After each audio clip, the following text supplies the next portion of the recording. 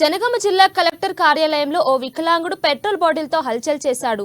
తనకు సదరం క్యాంపులో 85% వికలాంగత్వం వచ్చినట్టు సర్టిఫికెట్ వచ్చినా వికలాంగుల పింఛన్ రావడం లేదంటూ రమేష్ అనే వికలాంగుడు పెట్రోల్ బాటిల్తో ఆత్మహత్య యత్నానికి ప్రయత్నించారు. గమనించిన పోలీసులు అతడి వద్ద ఉన్న పెట్రోల్ బాటిల్ను లాక్కున్నారు. పింఛన్ రాకపోవడంతో తన భార్య పిల్లలను పోషించలేకపోతున్నానని కలెక్టర్ రిజ్వాన్ బాషా షేక్తో తన గోడును వెళ్లబుచ్చుకున్నాడు. 2021 12 నెల 27 తారీఖు యాక్సిడెంట్ అయిందయ్యా.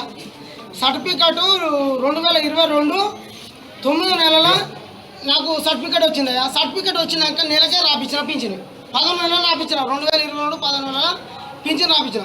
ఇగో మరి ఏది ఈ సర్టిఫికెట్ కావాలంటే కూడా తెచ్చిన, కులం సర్టిఫికెట్ ఆధార్ సర్టిఫికెట్ కావాలంటే కూడా తెచ్చి అప్లికేషన్ పెట్టిన. ఇవి కూడా ఒక 10 రోజుల్లో తెచ్చిన. ఇవి 2 తెచ్చినాక రాపిస్తే ఇంతవరకు ఏది లేదయ్యా. అడిగితే ఏం చెప్తారు అధికారులు? అడిగితే ఏం చెప్తారు, పై నుంచి రాని మేమేం చేయాలి, ఈ నుంచి రాని మేమేం చేయాలి. మన ఊళ్ళో గ్రామ పంచాయతీ కారోబార్ నడితే అక్కడ రాసి పంపినాని కారోబార్ కొత్త పింఛన్లు ఇస్తలేదు. కొత్త పింఛన్ అంటే అయ్యా మంచిగా ఉన్నోనికి వస్తుందయ్యా. నాకు మొత్తమే గతి లేదు, నేను ఏం చేసుకొని బతకాలి. మరి పెట్రోల్ బాటిల్ తెచ్చుకో ఏమన్నా అని ఇలా ఏదైనా ఒకటి తెలిపోవాలని వచ్చినాయి. 2021 12 నెల 27 తారీఖు